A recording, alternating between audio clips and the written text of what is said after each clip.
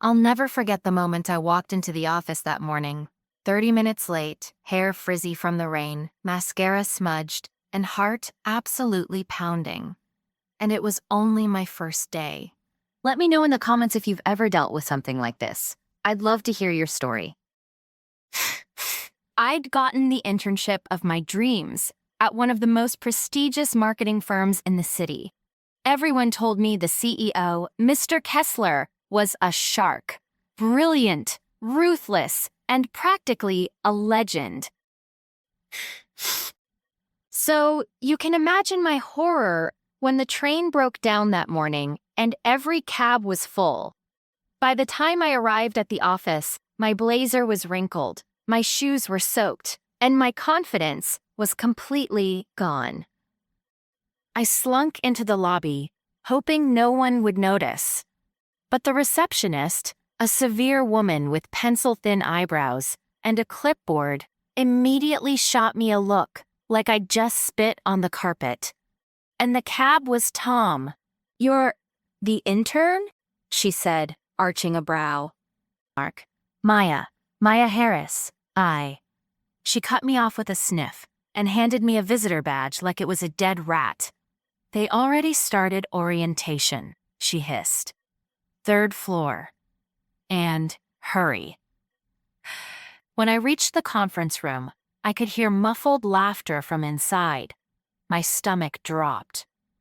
I opened the door as quietly as possible, only to have 20 heads swivel toward me in perfect unison. The HR manager, Susan, stopped mid-sentence and glared. "Well," she said, "nice of you to join us, Maya." The other interns smirked, a few openly snickering. I stood there, cheeks blazing, completely frozen. Then, from the back of the room, a deep, familiar voice said, "Wow, Maya?" My head snapped up. Sitting at the back, leaning casually against the wall in an impeccably tailored suit, was none other than Mr. Kessler himself, the CEO, and he was smiling at me.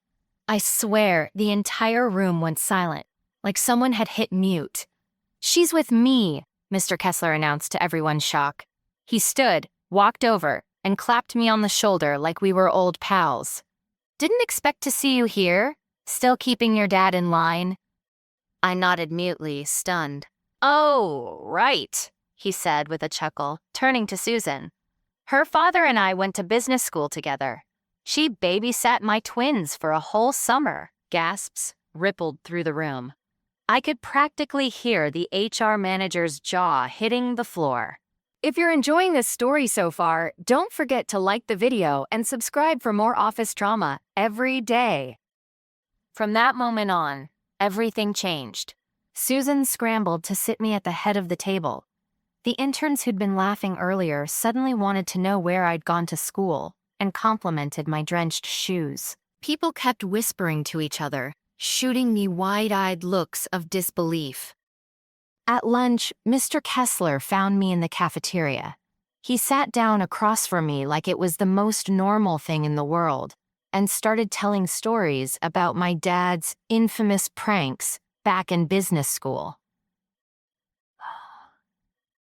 Then he leaned in and said quietly, "You've got a spark. Don't waste it here, fetching coffee all summer. Come see me next week. We'll find you something more challenging."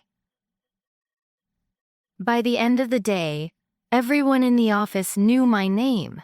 HR even called later that week to tell me they'd revised my internship role to work directly under one of the senior marketing directors, with a huge bump in responsibility and pay. All because the CEO recognized me and decided to take a chance. So yeah, sometimes being late on your first day doesn't ruin everything. Sometimes it changes everything. You can hear more stories like this on the Office Drama Daily YouTube channel.